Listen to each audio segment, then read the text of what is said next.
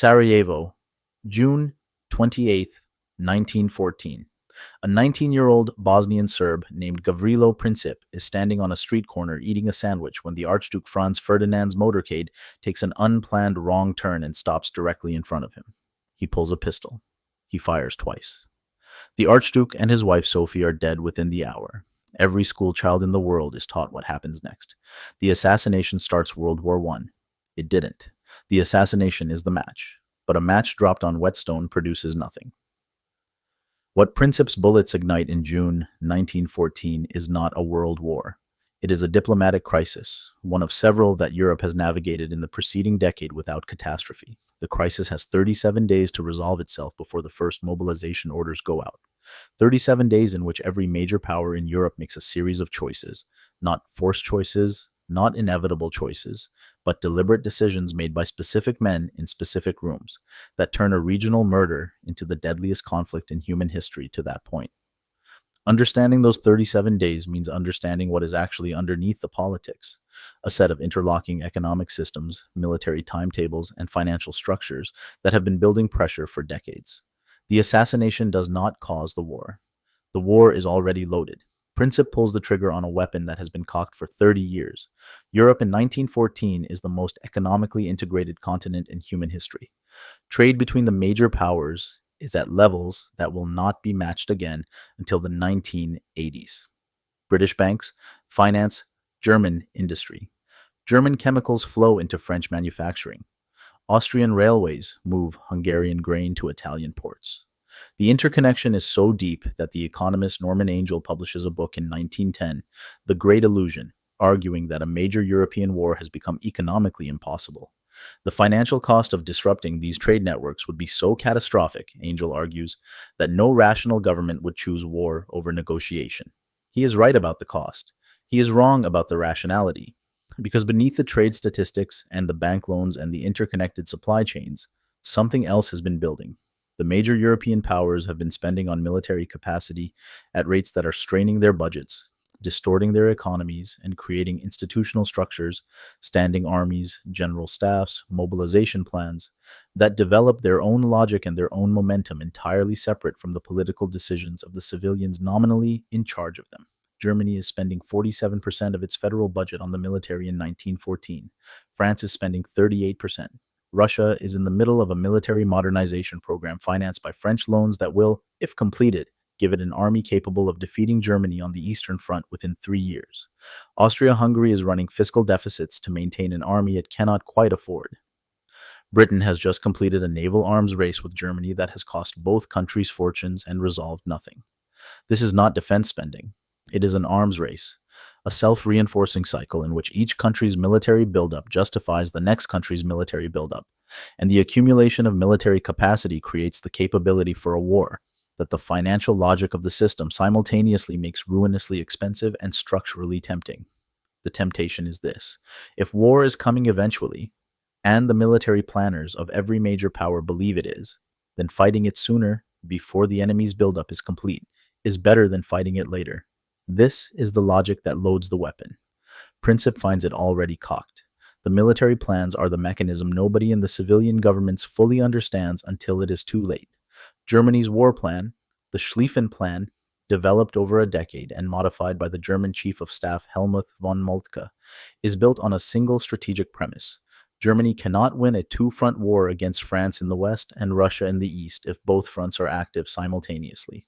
The solution is to knock out France in 6 weeks through a massive wheeling attack through neutral Belgium, then transfer forces east by rail to deal with Russia before the Russian mobilization is complete. The plan requires moving over 1 million men on a precise railway timetable that took years to develop and cannot be modified, once started without collapsing into chaos.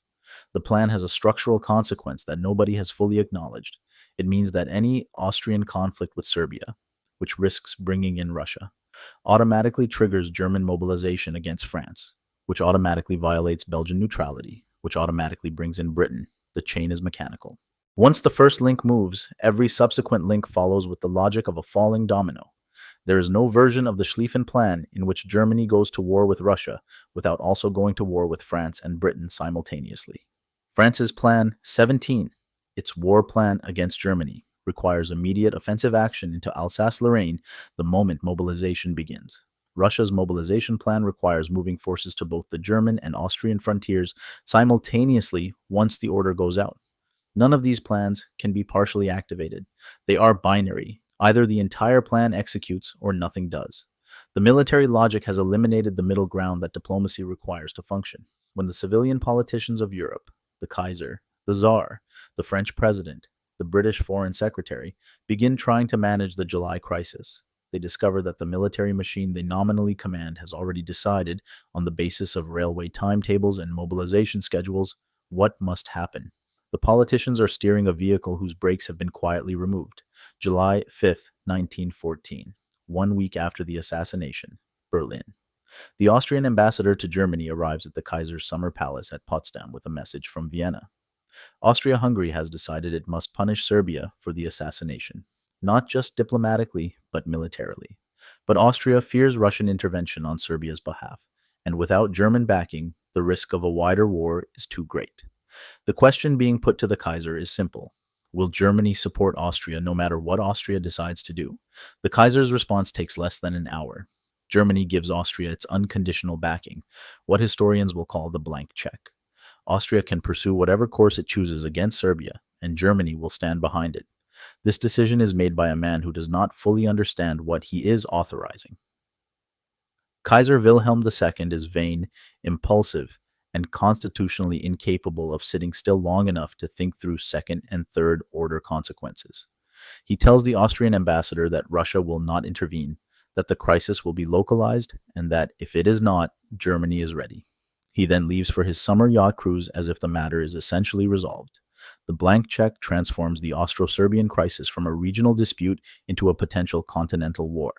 Without German backing, Austria cannot risk military action against Serbia because Russia will intervene and Austria cannot fight Russia alone. With German backing, the calculation changes entirely. Austria now has the freedom to issue whatever ultimatum it chooses, knowing that the consequences will be managed by German military power. The men in Vienna understand exactly what they have been given. They use it. July 23rd, 1914. Vienna. Austria delivers its ultimatum to Serbia.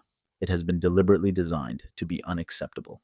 The Austrian Foreign Minister Count Berchtold and his colleagues have spent 2 weeks crafting a document whose terms, including the right of Austrian officials to conduct their own investigation on Serbian soil, effectively suspending Serbian sovereignty, they know Serbia cannot accept without ceasing to exist as an independent state. The rejection is the point. The rejection gives Austria the pretext for war that it has been looking for since the assassination. The British Foreign Secretary Edward Grey, reading the ultimatum in London, calls it the most formidable document he has ever seen issued by one state to another in peacetime. He immediately proposes a four-power conference, Britain, France, Germany, and Italy, to mediate the dispute before it escalates. Germany refuses. Germany does not want mediation. Germany wants the crisis to proceed. Why? Because there is a window. Russia is not yet ready. The French army is undergoing modernization. The British army is small and its political commitment to intervention uncertain. The German military leadership has calculated that 1914 is the best year, the last year, in which Germany can fight and win a two-front war before Russian modernization closes the window permanently. The chief of the German General Staff, Helmuth von Moltke, is telling the civilian government that if war is inevitable, it must come now. This calculation is not secret within the German government. The civilian chancellor Bethmann Hollweg understands it.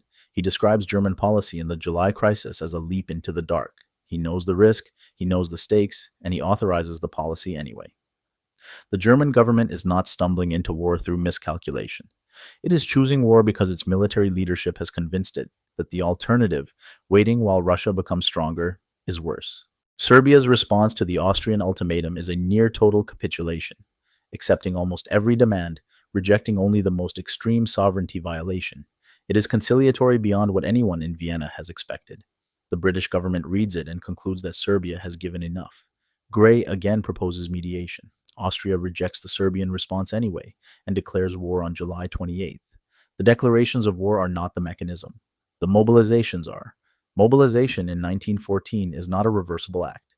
It means activating railway timetables, calling up reservists, moving millions of men to frontier positions, commandeering civilian transport, and reorganizing the entire economic infrastructure of a nation for military production.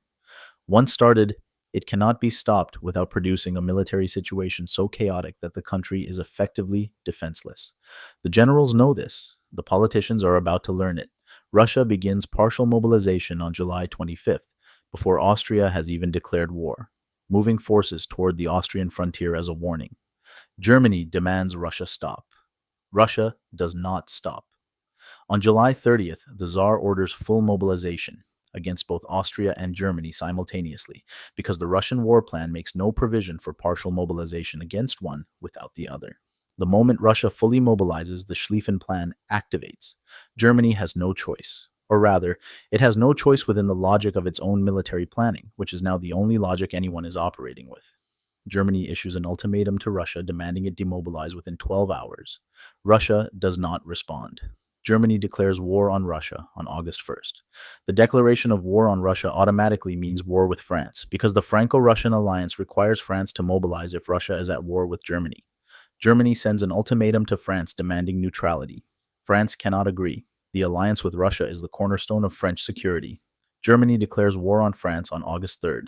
The Schlieffen Plan requires invading France through Belgium. Germany sends an ultimatum to Belgium demanding passage. Belgium refuses. German forces cross the Belgian frontier on August 4th. Britain has a treaty obligation to defend Belgian neutrality. The Treaty of London, signed in 1839, which guarantees Belgian independence. The British cabinet has been deeply divided on intervention. There is a significant faction that wants to stay out of a continental war. The invasion of Belgium resolves the division. Britain declares war on Germany at 11 p.m. on August 4th, 1914. In 37 days, a regional assassination has become a world war.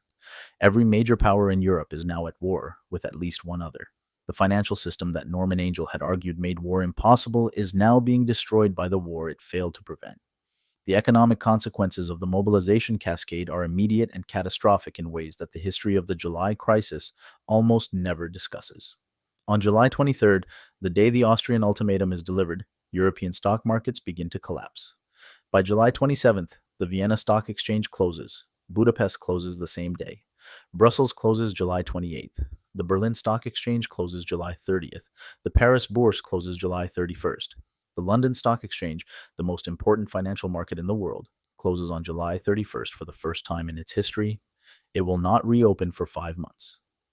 The financial system that has funded the arms race, that has integrated the European economy so deeply that Angell thought it made war impossible, is now seizing up in real time as the war it has partly created begins to materialize. The Bank of England faces a run on gold as creditors across the world demand payment in hard currency. The British government is days away from a financial crisis that could be more immediately devastating than anything the German army can produce. The decision to go to war is not made by politicians calculating financial consequences. It is made by politicians responding to military timetables, alliance obligations, and nationalist pressures that have accumulated over decades and now operate with their own momentum. The financial system, the interconnected web of loans, trade relationships, and investment that was supposed to make war unthinkable, simply gets swept aside. It turns out that the people making the decision to go to war are not the people who built the financial system and are not primarily concerned with its survival. The war cost Britain alone approximately £35 billion in modern values in its first year. Germany's economy begins to contract immediately as the British naval blockade cuts off imports. France mobilizes so many agricultural workers that food production collapses. The economic integration that Angell had identified as the barrier to war becomes instead the casualty list of a war that the economics were supposed to make impossible. Gavrilo Princip does not start World War I. He provides the occasion. The war is started by a sequence of decisions made by men who understood, at least partially, what they were choosing. The blank check issued by Germany to Austria on July 5th starts the war. It removes the constraint that had kept Austro-Serbian tensions from escalating for years. The deliberately unacceptable Austrian ultimatum starts the war. It is designed to produce rejection, not resolution. The German refusal of British mediation proposals starts the war. It closes the diplomatic exit that might have contained the crisis. The Russian full mobilization starts the war. It activates the Schlieffen Plan's logic whether the German civilian government wants it to or not. The Schlieffen Plan itself starts the war. It eliminates every option between full-scale continental war and complete inaction. None of these decisions is inevitable. Each one is made by a human being who could have made a different choice. The Kaiser could have refused the blank check or conditioned it. Austria could have crafted an ultimatum Serbia could accept. Germany could have accepted British mediation. Russia could have mobilized partially rather than fully. Germany could have modified the Schlieffen Plan to allow for a one-front war. Any one of these different choices, at any point in the 37-day sequence, produces a different outcome. The war is not an accident. It is not the inevitable product of deep forces that nobody controls. It is the accumulated result of specific decisions made by specific people, each of whom chose a path that led toward catastrophe when a path away from catastrophe was available. What makes it feel inevitable in retrospect is the speed, the way each decision forecloses the next option, the way the mobilization cascades from Russia to Germany to France to Belgium to Britain in a sequence so rapid that the civilian leaders cannot think fast enough to stop it. But speed is not the same as inevitability. The machine moved fast because it had been built to move fast. The railway timetables, the mobilization plans, the alliance obligations, these are human constructions built by human choices over 30 years. They could have been built differently. They were not. By November 1918, when the armistice finally ends the fighting, the war has killed approximately 20 million people, soldiers and civilians, and wounded 21 million more. 4 empires have ceased to exist: the German, the Austro-Hungarian, the Russian, and the Ottoman. The financial system that Norman Angell identified as the guarantor of peace is shattered. The European economies that were the most integrated in the world in 1914 will not recover that level of integration for 60 years. The political consequences ripple forward through the entire century. The Treaty of Versailles, which humiliates Germany and imposes reparations it cannot pay, produces the economic conditions that bring Hitler to power. The Russian Revolution, which the pressures of the war make possible, produces the Soviet Union and the Cold War. The collapse of the Ottoman Empire produces the territorial settlements in the Middle East, whose consequences are still being lived in the 21st century. All of it traces back to 37 days in the summer of 1914. All of it traces back to decisions that did not have to be made the way they were made. Gavrilo Princip dies in an Austrian prison in 1918, the same year the war he did not start finally ends. He is 23 years old. He dies of tuberculosis, his arm amputated from a war wound, having spent 4 years watching the world consume itself in a catastrophe he had provided the occasion for but not the cause. He pulls the trigger on June 28th. The weapon has been loaded for 30 years. The men who loaded it are the ones who start the war. Their names are in the files. Their decisions are in the archives. The evidence is there for anyone who wants to read it. The assassination is the story everyone knows. The 37 days that follow it are the story that explains everything.